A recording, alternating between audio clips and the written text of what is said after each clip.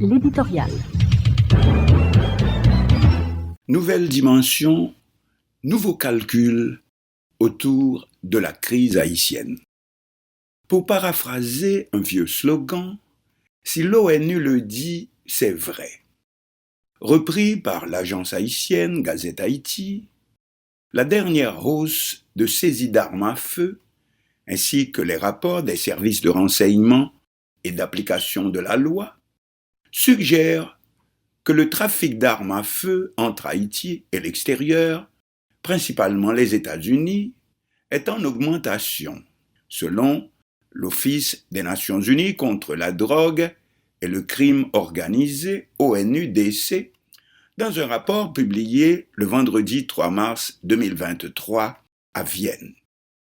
À quoi a servi alors tout ce tapage l'an dernier par le Homeland Security ou service américain de contrôle des ports, ouvert entre autres sur Haïti, pour arrêter ce trafic de morts, avec arrestation, aussi bien aux États-Unis qu'en Haïti, de présumés trafiquants et non des moindres.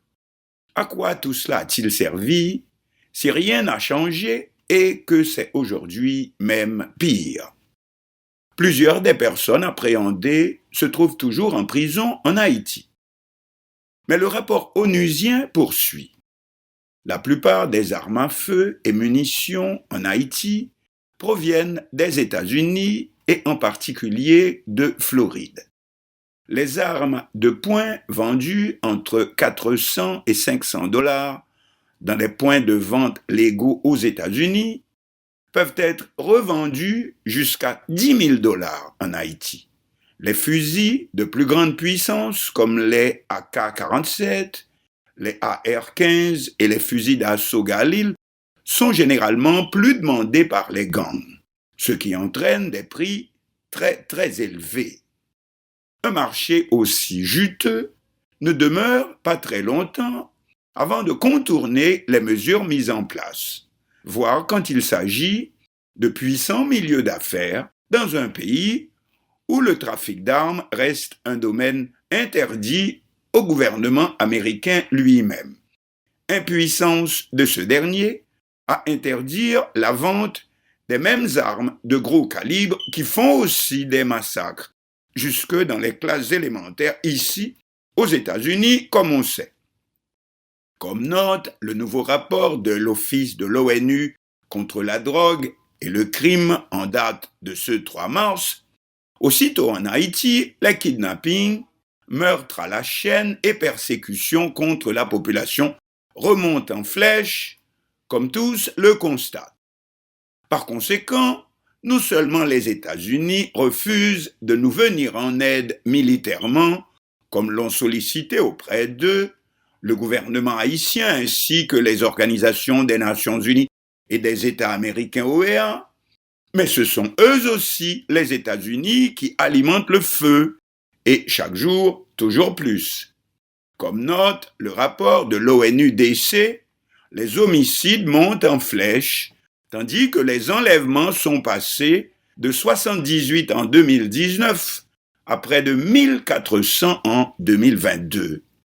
Ajoutez à cela que Haïti a des frontières poreuses aussi bien maritimes que par terre, partageant la même île avec la République dominicaine, rendant encore plus difficile le travail des forces de sécurité, celles-ci de plus manquant de ressources ainsi que de personnel.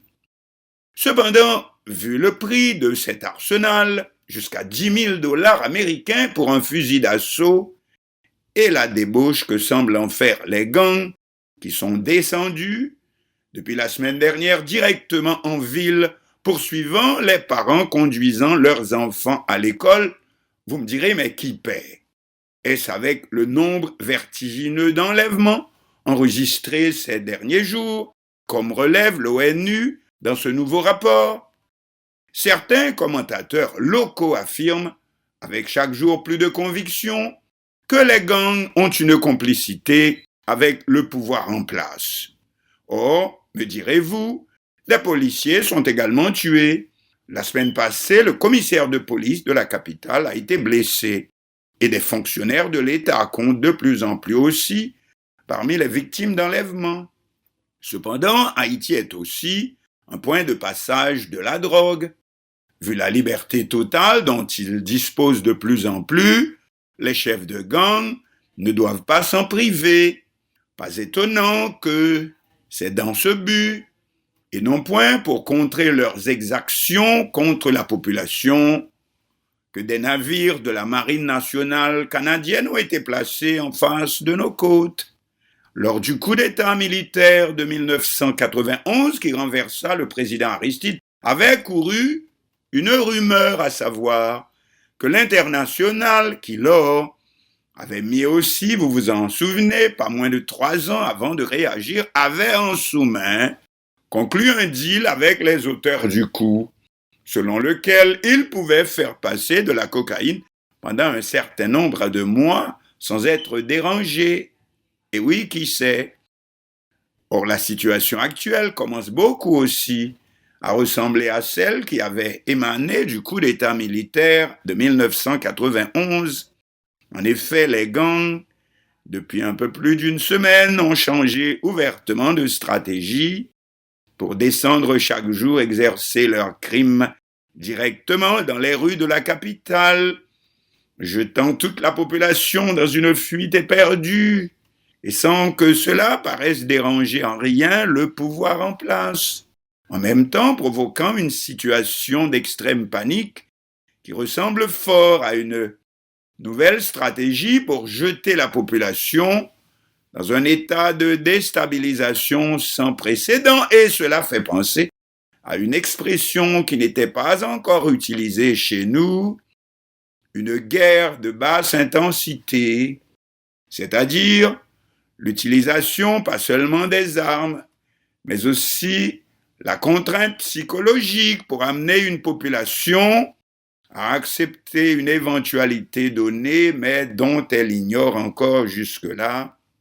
les tenants et les aboutissants, un suspense calculé, voire à la seconde près, avec en marge le gouvernement quémandant une intervention militaire, mais sans aucun moyen de la provoquer, sinon éventuellement en appuyant sur la pédale des gangs massacreurs, tout comme les mouvements de l'aviation et de la Marine nationale du Canada, mais au loin, à distance de longue vue, nous observant, on dirait, comme des poissons rouges dans un bocal au bord de l'éclatement. Mais tout cela, vous me direz, pourquoi faire? Ce n'est sûrement pas la première fois que Haïti est objet d'expérience, Haïti ou un autre. Oui, mais l'essentiel est de savoir à quelle sauce nous sommes destinés cette fois à être mangés. Que dit à ce sujet Antoine Nangomier?